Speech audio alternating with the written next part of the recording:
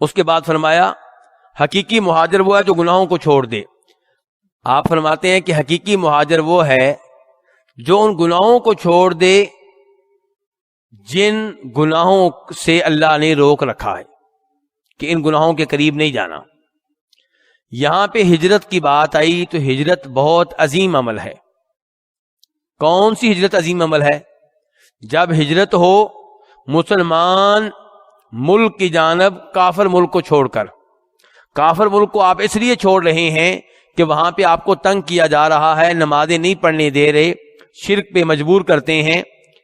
آپ اس لیے مجبوراً وہ ملک چھوڑ کے کسی اسلامی ملک میں منتقل ہو جاتے ہیں. اس کا نام ہجرت ہے اور یہ بہت عظیم عمل ہے. اور اگر کوئی مسلمان ملک چھوڑ کے کافر ملک میں منتقل ہو رہا ہو تو وہ کیسا ہے؟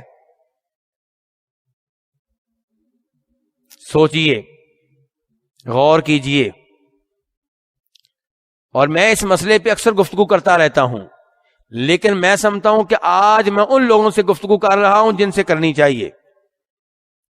دبئی رہنے والے لوگ زیادہ تر جو ہیں ان کے ہی رشتہ دار آگے پیچھے بھی جا رہے ہوتے ہیں، یہاں سے نکل کے بھی آگے جا رہے ہوتے ہیں، ان ممالک میں منتقل ہو رہے ہوتے ہیں جو مسلمان ممالک نہیں ہیں. تو کافر ممالک میں رہنا، اور پھر یہ بھی ذہن میں رکھیں نیشنلٹی لینا وہاں کی، اور نیشنلٹی میں کیا کیا عہد و پیمان کرنا پڑتے ہیں یہ مجھ سے بہتر آپ جانتے ہیں کہ میں آپ کی فوج کے ساتھ مل کے لڑوں گا. کن سے؟ چاہے مسلمانوں سے لڑنا پڑے. تو ان چیزوں کا خیال رکھا جائے، اور کافر ممالک کی طرف ہجرت کرنا یہ اپنے دین کو خطرے میں ڈالنا ہے. صحابہ کرام رضوان اللہ علیہم اجمعین نے مکہ چھوڑا، مدینہ کی طرف آئے تو کیا کیا چھوڑ کر آئے تھے؟ رشتہ دار، جائیداد، مال، وطن. اچھا، یہ ساری چیزیں کس کی خاطر چھوڑ کر آئے؟ دین کو بچا لیا، سب کچھ قربان کر دیا. اور ہم مال لینے کے لیے دین کو قربان کرنے کے لیے تیار بیٹھے ہوئے ہیں. نیشنلٹی ہمیں مل جائے چاہے قادیانی لکھنا پڑے اپنے آپ کو. ایسے ہی ہے نا؟ تو میرے بھائیوں، اپنے دین کی، اسلام کی، ایمان کی فکر کریں، اور خصوصاً اپنی اولاد کی.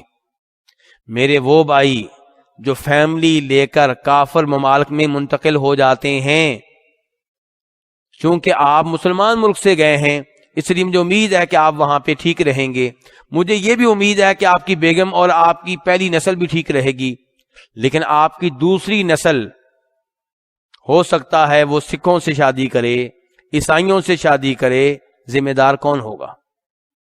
اور چوتھی نسل میں آپ کے جو پوتے پڑپوتے پیدا ہوں گے وہ نان مسلم ہوں گے. ذمہ دار کون ہوگا؟ گناہ کس کی قبر میں جا رہا ہوگا؟ آدم علیہ السلام کے بیٹے کو گناہ آج تک مل رہا ہے، کس چیز کا؟ آج زمین پہ آج بھی کوئی ناحق قتل ہوتا ہے تو اس کا گناہ قاتل کے ساتھ ساتھ آدم علیہ السلام کے اس بیٹے کو بھی ملتا ہے جس نے زمین پہ پہلا قتل کیا تھا. تو جو سب سے پہلے ان بچوں کو کافر ملک میں لے کر جائے گا، اس کی نسل میں سے کوئی پوتا پڑپوتا کافر بنے گا تو گناہ کا ذمہ دار کون ہوگا؟ مجھے پتا ہے آپ لوگوں کے ذہنوں میں بڑی بڑی مثالیں ہوں گی اس وقت. یار ہمارا فلاں رشتہ دار رہتا ہے وہاں پہ، وہ ہم سے اچھا ہے دین کے لحاظ سے.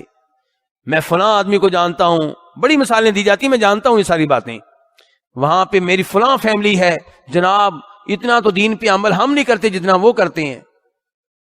بھائی ہم اتنے بیوقوف نہیں ہیں کہ آپ ہمیں یہ مثالیں دیں. یہ چند مثالیں ہیں. دیکھا جاتا ہے عام طور پہ کیا ہو رہا ہے، عام طور پہ وہاں کا ماحول کیا کہتا ہے، عام طور پہ وہاں کے اسکول کا ماحول کیا کہتا ہے، عام طور پہ وہاں گلی محلے کا ماحول کیا کہتا ہے. کیا آپ نہیں جانتے کہ وہاں پہ اگر آپ اپنے بچے کو بھی ماریں گے کسی گناہ کرنے پہ ہلکا پھلکا، اور اس نے فون کر دیا پولیس کو، تو آپ اس بچے سے محروم ہو جائیں گے. اس بچے کو عیسائیوں کے حوالے کر دیا جائے گا، کیونکہ جہاں پہ رکھا جائے گا وہاں پہ سب عیسائی ہوتے ہیں. آپ بچے سے بھی گئے، بچے کے دین سے بھی گئے. اور پھر میرا ہمیشہ سوال یہ رہتا ہے ایسے بھائیوں سے کہ آپ وہاں پہ کیا لینے جا رہے ہیں، مجھے ذرا سمجھائیں. کیا آپ دنیا لینے کے لیے جا رہے ہیں؟ تو وہاں پہ تو آپ کو دنیا بھی نہیں ملے گی، وہاں پہ آپ کو دنیا بھی نہیں ملے گی. مسئلہ تو یہ ہے، کیونکہ انسان کس کے لیے کماتا ہے جی پیسے؟ بیگم بچوں کے لیے. جب بچے آپ کے ہاتھ میں نہیں رہیں گے تو کس کے لیے کما رہے ہیں آپ؟ کس کو دیں گے آپ؟ کس پہ خرچ کریں گے؟ تو اس لیے اللہ کے لیے مسلمان ممالک میں رہیں. مجھے پتا ہے امن و امان کے مسائل ہیں، مجھے پتا ہے مسلمان ممالک میں لوگ بڑا دھوکہ دیتے ہیں، بڑی تکلیفیں برداشت کرنا پڑتی ہیں، لیکن ان تکلیفوں پہ صبر کریں گے تو اللہ اجر و ثواب دے گا.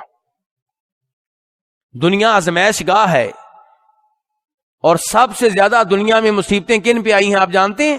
کن پہ آئی ہیں؟ انبیاء کرام پہ علیہم الصلوۃ والسلام. نبی علیہ السلام فرماتے ہیں کہ سب سے زیادہ مصیبتیں پریشانیاں نبیوں پہ آتی ہیں، پھر جو کوئی جتنا زیادہ نیک ہے اس پہ اسی لحاظ سے اتنی زیادہ مصیبتیں اور پریشانیاں آتی ہیں، اور صبر کرنے والوں کے لیے پھل میٹھا ہے.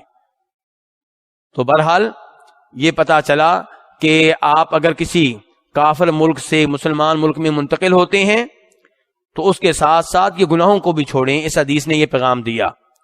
یہاں پہ آخری وضاحت یہ کہ اگر آپ کسی کافر ملک میں رہتے ہیں لیکن مسلمان کوئی ملک آپ کو قبول کرنے کے لیے تیار نہیں ہے تو پھر آپ مجبور ہیں، اللہ آپ کی حفاظت کرے، ہم آپ کے لیے دعا گو ہیں.